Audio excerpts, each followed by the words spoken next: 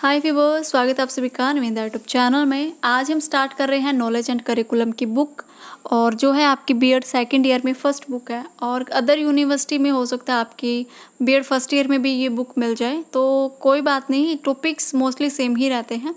और अगर आपकी बीएड सेकंड ईयर में बुक है और अगर आपके पास बुक नहीं है, आपके पास नोट्स नहीं हैं, तो आप मेरे चैनल पर आइए और वहाँ से आप बुक डाउनलोड कर सकते हो। बीएड सेकंड ईयर की मोस्टली मैंने बुक यहाँ पर अपलोड की हुई हैं। आप पीडीएफ फाइल में इन बुक को डाउनलोड कर सकते हो और लॉकडाउन में अपनी बुक्स को अच्छी तरह से पढ़ सकते हो, ठीक है।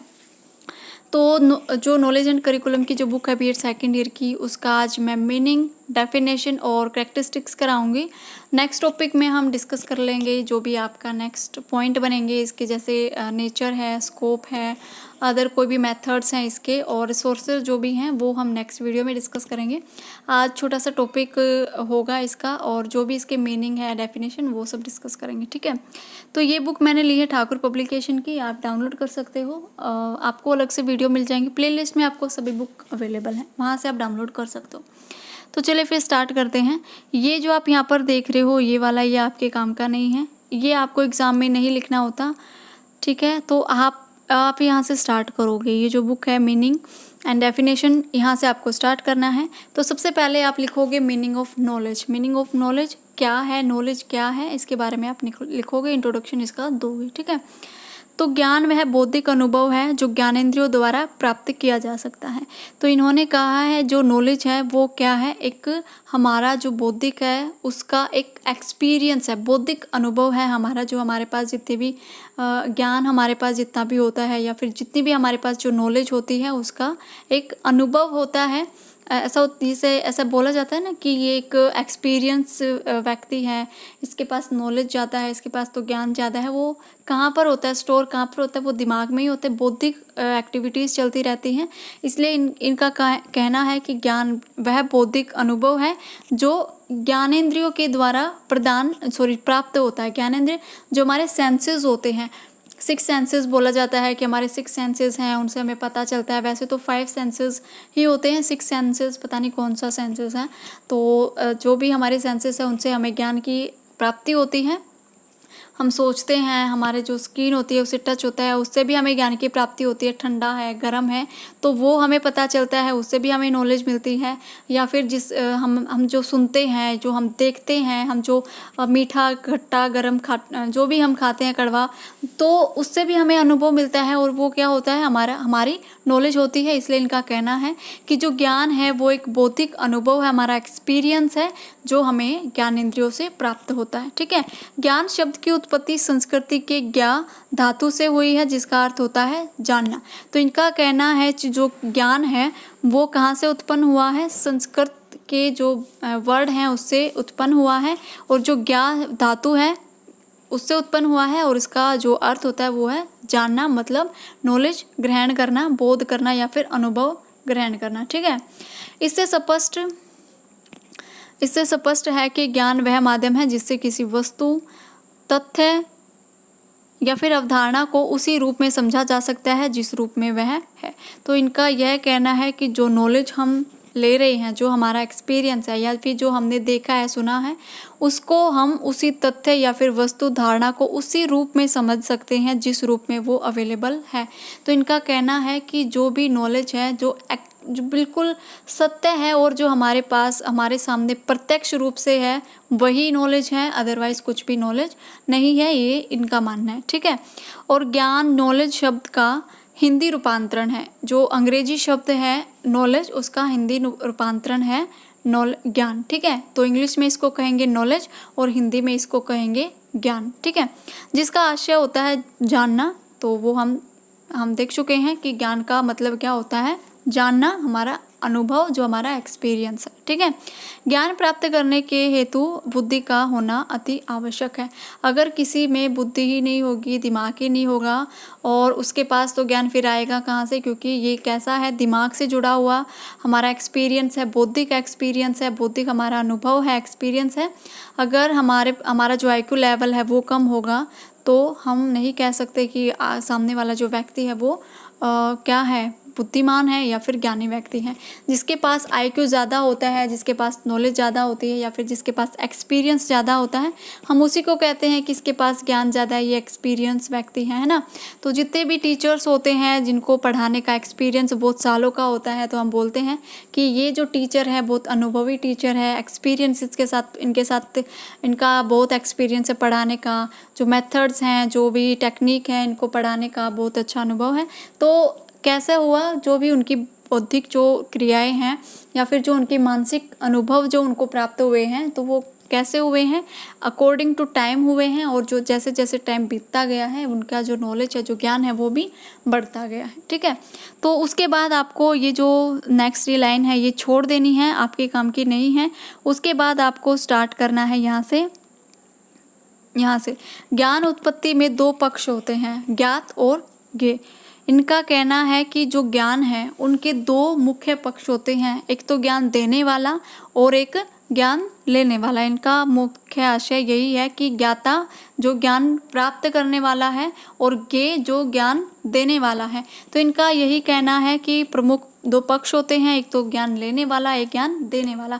अगर कोई व्यक्ति ज्ञान देने वाला है और उसको कोई व्यक्ति नहीं मिल रहा है जो ज्ञान प्राप्त करना चाहता है, तो उसका ज्ञान किस काम का। ठीक है, अगर कोई व्यक्ति है वो ये बोले कि मुझे ज्ञान दो, मुझे ज्ञान दो, उसको ज्ञान देने वाला व्यक्ति ही नहीं मिल रहा है, तो फिर वो किस काम का। इसलिए इन्होंने कहा है दोनों पक्षों का होना अनिवार्य है, दोनों पक्षों का होना कंपलसरी है। अगर कोई व्यक्ति ज्ञान देना चाहता है तो कोई व्यक्ति ज्ञान लेने वाला भी होना चाहिए। ठीक है, उसके बाद लिखना है आपको ज्ञान ज्ञाता के ही आसपास घूमता रहता है। तो ज्ञान जो लेने वाला होता है उसके आसपास ही ज्ञान घूमता रहता है।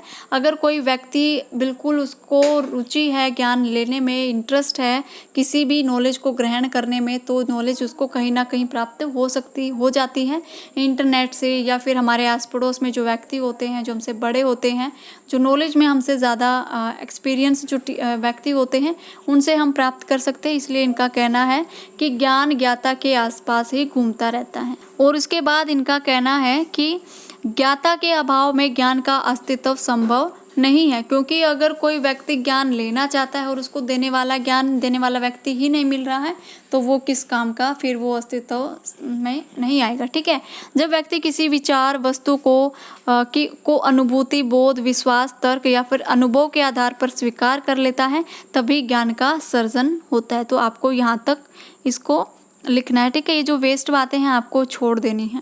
ठीक है, तो आपको समझ में आ गया नॉलेज क्या है, हमारी बौद्धिक प्रक्रिया है, हमारा बौद्धिक अनुभव है, जो हमें कहाँ से प्राप्त होता है, ज्ञानेंद्रियों से प्राप्त होता है, हमारे जो सेंसर होते हैं उनसे प्राप्त होता है। और ये दो पक्षों में होता है, ज्ञान देने वाला होना चाहिए और ज्ञान लेने वाला होना चाहिए, तभी ज्ञान संभव होता है। और ये कैसे, किन शब्दों से मिला है, संस्कृत के ज्ञात शब्द से मिलकर बना है। और इसका मतलब मेन जो अर्थ है वो क्या है, जानना, उस जो भी नॉलेज है उसको ग्रहण करना, और जो भी हमारा एक्सपीरियंस है उसको स्टोर करना, कहाँ पर, हमारे दिमाग में। ठीक है, उसके बाद आपको लिखनी है डेफिनेशन आपको छोटी छोटी ही लिखनी है, या फिर छोटी छोटी जो आपको याद हो सके वो डेफिनेशन आपको लिखनी है। तो 1 से 2 3 डेफिनेशन आप यहाँ लिख सकते हो एग्जाम में। तो सुकरात के अनुसार क्या है, सुकरात क्या मानते हैं, इनका कहना है ज्ञान एक ऐसी शक्ति है जिसकी सहायता से कोई भी कार्य किया जाना संभव होता है। तो इनका कहना है अगर किसी के पास नॉलेज है, किसी के पास काम करने के लिए, उस काम को करने के लिए अगर एक्सपीरियंस है, तो कोई भी काम ऐसा नहीं है जो नहीं किया जा सकता। उस काम को करने के लिए हमारा जो एक्सपीरियंस है वो क्या करता है, हमारी सहायता करता है। ये कहना है सुकरात का। उसके बाद आपको लिखना है कार्ल स्वेबी का, इनके अनुसार कुछ करने या फिर क्रिया करने की जो क्षमता है वही ज्ञान है। तो इनका कहना है अगर हम कोई काम करते हैं या फिर करने की जो क्रिया होती है उसी को हम ज्ञान कहते हैं, जो क्षमता होती है क्रिया करने की उसी को इन्होंने ज्ञान नाम दिया है। तो ये 2 डेफिनेशन कर लीजिए, इजी डेफिनेशन है। या फिर एक और डेफिनेशन आप कर सकते हो लोक के अनुसार। इनका कहना है ज्ञान लोगों की बुद्धि या फिर योग्यता में विद्यमान ज्ञात और उपस्थिति होने का योग है। तो इनका कहना यही है कि जो ज्ञान होता है वो लोगों की बुद्धि में समाहित होता है। अगर किसी व्यक्ति के पास IQ ज़्यादा है तो वो क्या है, ज्ञानी धानी व्यक्ति है। एक्सपीरियंस जिसके पास ज़्यादा है उसके पास ज्ञान है, नॉलेज है। और योग्यता में विद्यमान ज्ञात और उपस्थिति होने का योग है। योग्यता में विद्यमान होना और किसी भी व्यक्ति के पास ज्ञान उपस्थित होना, दोनों का क्या है, योग बनता है। ठीक है, तो ये कुछ डेफिनेशन है, आप यहाँ से इस तरह से लिख कर आ सकते हो। तो मीनिंग हो गया आपका, डेफिनेशन हो गई। तो जैसे जैसे नोट्स बनाए जाते हैं, जो भी आपको एग्जाम में लिखना है वही आपको बताऊंगी। बेकार के जो पॉइंट्स है वो आपको नहीं बताऊंगी। ठीक है, तो जो मैंने बताया आपको, आप अगर नोट्स बनाना चाहिए तो नोट्स बना सकते हैं, नहीं तो आप अपनी बुक्स में इनको अंडरलाइन कर सकते हो। ठीक है, उसके बाद हम देखते हैं इसकी कैरेक्टरिस्टिक्स क्या क्या हैं, इसकी विशेषताएं क्या हैं नॉलेज की। तो आप यहाँ पर देख रहे हो जो कैरेक्टरिस्टिक्स हैं, यहाँ पर कुछ पॉइंट्स लिखे हुए हैं। अगर आपसे एग्ज़ाम में पूछे जाते हैं मीनिंग, आपसे पूछ लिया एग्ज़ाम में मीनिंग बताओ और इसकी कैरेक्टरिस्टिक्स बताओ, और आपसे पूछ लिया एग्ज़ाम में 16 मार्क्स में क्वेश्चन आपका ये आ गया, तो आप क्या करोगे? तो आपको सिर्फ ये हेडिंग्स नहीं लिखनी है, आपको इन हेडिंग्स को एक्सप्लेन करना है। क्योंकि यहाँ पर आप देख सकते हो 11 आपको हेडिंग्स यहाँ पर मिल जाएंगी, या फिर अदर कोई बुक होगी वहाँ से आप ले सकते हो, नहीं तो आप अपने दिमाग से भी हेडिंग्स बना सकते हो इनके अकॉर्डिंग, जो भी यहाँ पर डेफिनेशन, जो भी आपको यहाँ पर जो कैरेक्टरिस्टिक्स गिवन है, इस तरह से आप बना सकते हो। तो पॉइंट्स बन जाएंगे, आपकी हेडिंग्स बन जाएंगे, और आप इनको डिफाइन करोगे तो आपका जो क्वेश्चन है वो लॉन्ग क्वेश्चन बन जाएगा। अगर आपसे शॉर्ट क्वेश्चन में पूछा जाता है तो इस तरह से आप जो पॉइंट है वो इस तरह से एग्जाम में लिख कर आ सकते हो। ठीक है, तो पैटर्न भी बता रही हूँ साथ साथ। तो ज्ञान की क्या क्या विशेषताएं हैं इनके अकॉर्डिंग, इनका कहना है ज्ञान शक्ति है। ज्ञान शक्ति है का मतलब क्या है? इनका कहना है कि ज्ञान ही शक्ति है, ज्ञान के द्वारा हम कुछ भी कर सकते हैं। आपने सुना भी होगा कि जिसके पास शक्ति है, जो पावरफुल है, वो बहुत कुछ कर सकता है। तो इन्होंने नॉलेज को ही सब कुछ माना है। अगर किसी व्यक्ति के पास नॉलेज है, एक्सपीरियंस है, तो सबसे बड़ी शक्ति उनकी यही है। ठीक है, ज्ञान ही सबसे बड़ी शक्ति है, और ज्ञान के द्वारा व्यक्ति कुछ भी कर सकता है, अपने जीवन का जो भी लक्ष्य है वो उसको प्राप्त कर सकता है। इसलिए इन्होंने कहा है ज्ञान क्या है, शक्ति है। उसके बाद इन्होंने कहा है कि ज्ञान कभी भी समाप्त नहीं हो सकता, क्योंकि ज्ञान क्या है, कभी ना कभी कहीं ना कहीं से हमें प्राप्त होता रहता है। ज्ञान इंद्रियों से हम अपना ज्ञान जो है प्राप्त कर सकते हैं। तो इनका यही कहना है कि ज्ञान कभी भी जो समाप्त नहीं हो सकता। बचपन से लेकर हम सीखते जाते हैं, कोई काम है जो हम निरंतर करते जाते हैं, तो हमारा उसमें एक्सपीरियंस बढ़ता जाता है, और हमारा जो एक्सपीरियंस जो बढ़ता जाता है वो हमारा जो ज्ञान है वो क्या होता है, वो फिक्स होता जाता है, और हमें उसका एक्सपीरियंस भी, हमारा जो एक्सपीरियंस है वो भी बढ़ता जाता है, और अंत तक हम जो भी सीखते हैं वो क्या होता है, हमारा ज्ञान ही होता है, नॉलेज ही होती है। इसलिए इन्होंने कहा है कि ज्ञान कभी भी समाप्त नहीं हो सकता। एंड पॉइंट तक व्यक्ति सीखता ही जाता है, और उससे उसको क्या होता है, एक्सपीरियंस होता है, नॉलेज उसकी बढ़ती जाती है। ठीक है, उसके बाद इन्होंने कहा है कि सत्यता का नाम ही ज्ञान है। अब यहाँ पर आपको देखने को मिलेंगी इस बुक में सत्य, प्रत्यक्ष और बहुत सारे पॉइंट ऐसे आपको देखने को मिलेंगे। तो इनका कहना है कि जो ट्रुथ है, जो सत्य है, वही ज्ञान है। जो मतलब जो भी छलावा है या फिर जो हमारे सामने नहीं है उसको हम ज्ञान नहीं कहते। इनका बस यही कहना है कि जो सत्य है, जो रियल है, वही ज्ञान है। जो प्रत्यक्ष हमारे सामने है वही ज्ञान है, अदरवाइज कुछ भी ज्ञान नहीं है। क्योंकि जो हमारे सामने होता है उससे हम बहुत कुछ सीखते हैं, ज्ञानेंद्रियों से हम बहुत कुछ सीखते हैं। इसलिए इन्होंने कहा है कि जो भी सत्य है वही ज्ञान। तो आपने सुना होगा ना कि सत्यम शिवम सुंदरम, तो वो जो लाइन्स आपने सुनी है वो यही है कि सत्य ही शिवम है और शिवम ही सुंदरम है। ये लाइन्स आपको आगे भी देखने को मिलेगी इस बुक में। ठीक है, तो इनका यही मानना है कि जो भी सत्य है वही ज्ञान है। उसके बाद इन्होंने कहा है कि ज्ञान की सीमा नहीं होती, और अतः ज्ञान जो है वो जगत अनंत होता है। इसमें ज्ञात और अज्ञात सभी ज्ञान समाहित होते हैं। जो भी हम जानते हैं और जो भी हम नहीं जानते हैं वो सब ज्ञान के अंदर ही समाहित होते हैं। और इनका कहना है कि ज्ञान की कोई भी लिमिटेशंस नहीं होती कि आपने आज इतना ही ज्ञान सीखना है, इतनी ही नॉलेज आपने लेनी है। हम कहीं भी सीख सकते, पूरा दिन हम सीखते ही जाते हैं, हमारी जो नॉलेज है वो बढ़ती ही जाती है। इसलिए जो नॉलेज हमारी होती है उसकी कोई भी लिमिट नहीं होती है। उसके बाद इन्होंने कहा है कि ज्ञान को प्राप्त करने के लिए अनुभव अनिवार्य है। ज्ञान को प्राप्त करने के लिए जो एक्सपीरियंस है वो कंपलसरी है। वो क्यों कहा इन्होंने? क्योंकि आपने देखा होगा जिस भी व्यक्ति के पास एक्सपीरियंस ज़्यादा होता है हम उसको बोलते हैं कि इनके पास नॉलेज ज़्यादा है। इसलिए इन्होंने कहा है कि जो भी ज्ञान हम प्राप्त करते हैं उसके लिए क्या है, एक्सपीरियंस की ज़रूरत होती है, और जिसके पास जितना ज़्यादा एक्सपीरियंस उसके पास उतना ही ज़्यादा नॉलेज। ठीक है। उसके बाद इन्होंने कहा है कि ज्ञान का स्रोत क्या है, सूचना है। सूचनाओं से हमें बहुत कुछ जानकारी मिलती है, इंटरनेट है, इससे हमें जानकारी मिलती है।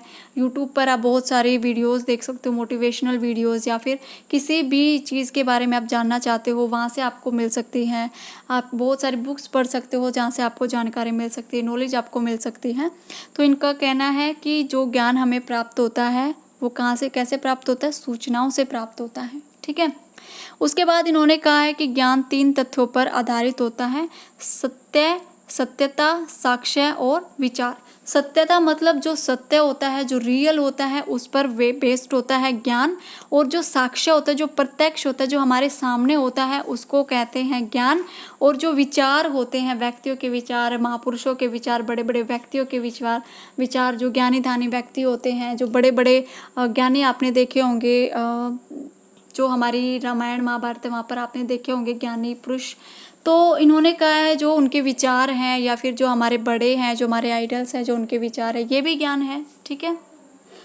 उसके बाद इन्होंने कहा है कि कोई भी व्यक्ति जितना ज्ञान प्राप्त करेगा उसके ज्ञान की भूख उतनी ही बढ़ती जाएगी, क्योंकि कोई भी व्यक्ति अगर इंटरेस्ट है कोई किसी भी जानकारी को प्राप्त करने में, तो वो क्या करेगा, उसके बारे में रिसर्च करता ही रहेगा, इंटरनेट पर, नहीं तो फेसबुक पर, यूट्यूब पर, जहाँ भी उसको नॉलेज मिले उसको वो खोजता ही रहेगा, उसके ऊपर रिसर्च करता ही रहेगा। अगर किसी भी जानकारी के ऊपर हमारा इंटरेस्ट बढ़ता जाता है तो हम उसके बारे में जानकारी इकट्ठी करते ही चले जाते हैं, और जो हमारा इंटरेस्ट है वो कभी ख़त्म नहीं होता है। इसलिए इन्होंने कहा है कि कोई भी व्यक्ति ज्ञान जितना प्राप्त करेगा उसकी ज्ञान प्राप्त करने की जो भूख है वो बढ़ती ही जाती है, उसका जो इंटरेस्ट है वो बढ़ता ही जाता है, और उससे क्या होता है, उसकी जो नॉलेज है वो भी बढ़ती जाती है, उसका जो एक्सपीरियंस है वो भी बढ़ता चला जाता है। ठीक है। उसके बाद इन्होंने कहा है ज्ञान निरंतर बढ़ता रहता है, और ज्ञान निरंतर गतिशील है, निरंतर नए विचारों और जो विषय हैं उसकी उत्पत्ति निरंतर होती रहती है। क्योंकि जो नॉलेज हम गेन करते हैं, जो नॉलेज हम प्राप्त करते हैं सूचनाओं से, अपने ज्ञानेंद्रियों से, विद्वानों से, बुक से, जो नॉलेज है वो प्राप्त करते हैं, वो क्या होती है, निरंतर चलती रहती है। अगर हम बीच में कोई भी किसी भी बात के ऊपर अगर हम कोई रिसर्च कर रहे हैं या फिर उसके बारे में हम जानना चाहते हैं, अगर हम बीच में छोड़ देंगे उसको, तो हमारा ज्ञान क्या है, ड्रॉप हो जाएगा, और जो हमारे ज्ञान को प्राप्त करने की जो इंटरेस्ट हमारा है वो क्या है, वो भी ख़त्म हो जाएगा। इसलिए इन्होंने कहा है कि जो ज्ञान है वो निरंतर बढ़ता रहता है, जो हमारे ज्ञान प्राप्त करने की जो लालसा है वो भी बढ़ती जाती है, वो गतिशील होता है। ठीक है। और नए नए जो विचार हैं वो भी हमें मिलते रहते हैं। ठीक है। और जो विषयों की जो उत्पत्ति है वो भी निरंतर होती रहती है, यही इसकी विशेषता। उसके बाद इन्होंने कहा है ज्ञान बहुआयामी है, मतलब अलग अलग रिसोर्सेज से हमें ज्ञान क्या है, मिलता रहता है, प्राप्त होता रहता है, जिसमें चिंतन, अध्ययन, अनुसंधान के द्वारा नए ज्ञान तथा नए विषय क्षेत्रों की उत्पत्ति निरंतर होती रहती है। क्योंकि इनका कहना है कि ज्ञान किसी भी एक चीज़ से नहीं मिलता, एक व्यक्ति से नहीं मिलता, एक किसी बुक से नहीं मिलता, अलग अलग जो बुक्स होती हैं, अलग अलग बहुत सारे रिसोर्सेज होते हैं जहाँ से हमें ज्ञान की प्राप्ति होती है।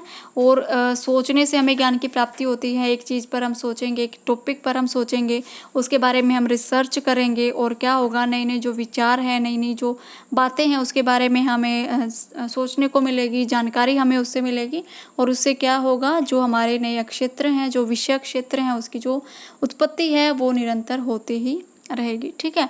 उसके बाद इन्होंने कहा है कि ज्ञान सतत रूप से विकसित होता रहता है, जिसके फलस्वरूप विषयों की निरंतरता भी बनी रहती है। तो जो नॉलेज है वो क्या है, कॉन्टिन्यूस चलने वाली प्रोसेस है, कभी ख़त्म कभी रुकने वाली प्रोसेस नहीं है। क्योंकि अगर आप किसी भी चीज़ के बारे में इंटरेस्ट हो, जानकारी प्राप्त करने के बारे में अगर आप इंटरेस्ट हो, कोई भी जानकारी आप प्राप्त करना चाहते हो, तो क्या है, आप उसके बारे में रिसर्च करते रहोगे, कहीं ना कहीं अलग अलग रिसोर्सेज से उसके बारे में पता करते रहोगे। सपोज़ कर लीजिए आप किसी भी, आपका जो कोई भी आइडल हो सकता है, कोई भी नेता, अभिनेता, या फिर कोई पुराने व्यक्ति, या फिर कोई एक्टर्स, तो आप क्या करोगे, उनके बारे में रिसर्च करोगे, उनके बारे में जानने की जो लालसा आपकी बढ़ती जाएगी। जहाँ से भी आपको उनका नाम पता चलेगा, जहाँ भी आप उनका नाम लिखा देखोगे तो आप वहीं पहुँच जाओगे उनके बारे में जानकारी लेने के लिए, उनकी जानकारी को इकट्ठा करने के लिए, ठीक है। तो इन्होंने यही कहा कि जो ज्ञान है वो कभी ख़त्म नहीं होता, उसकी कोई लिमिट नहीं होती, उसको ज्ञान लेने के लिए हमारी जो लालसा है वो बढ़ती जाती है, और जो हमारी जो ज्ञान को हम प्राप्त करते हैं, वो जो हमारा एक्सपीरियंस है वो बढ़ता जाता है, और उससे क्या होती है, जो हमारी नॉलेज है, जो हमारा ज्ञान है वो भी बढ़ता जाता है, ठीक है। तो ये इसकी करैक्टरिस्टिक्स थी, ये कंप्लीट हो गई। तो कल हम बात करेंगे इसके नेचर के ऊपर, इसके जो भी नेचर हैं अलग अलग, इसके बारे में डिस्कस करेंगे, इसके क्या क्या स्कोप हैं वो डिस्कस करेंगे, ठीक है। और इसके क्या क्या ऑब्जेक्टिव्स हैं वो भी देखेंगे, इसके क्या क्या मेथड हैं, क्या रिसोर्सेज है वो हम देखेंगे नेक्स्ट क्लास में, नेक्स्ट वीडियो में, ठीक है। तो आज के लिए तो बस इतना ही। आपको ये वीडियो कैसी लगी, आपको नॉलेज जो करिकुलम बुक है वो समझ में आई या नहीं, कहाँ तक आई, प्लीज़ अपने कमेंट ज़रूर देना और लाइक ज़रूर करना, क्योंकि मुझे आज मैंने ये बुक स्टार्ट की है, आज से मेरा फर्स्ट टॉपिक था, मुझे यहीं से पता चलेगा कि ये जो मैं बुक स्टार्ट कर रही हूँ वो कितनी आपको समझ में आ रही है। उसी के अकॉर्डिंग फिर मैं नेक्स्ट आपको समझाने की कोशिश करूँगी, अपने मेथड्स चेंज करूँगी अगर आपको समझ में नहीं आएगा तो, ठीक है। अगर आपको समझ में आ रहा है तो फिर हम इसी रिदम से आगे चलेंगे, ठीक है। तो मिलते हैं फिर नेक्स्ट वीडियो में, तब तक के लिए अपनी तैयारी रखिए, घर पर रहे, सुरक्षित रहे। Thank you.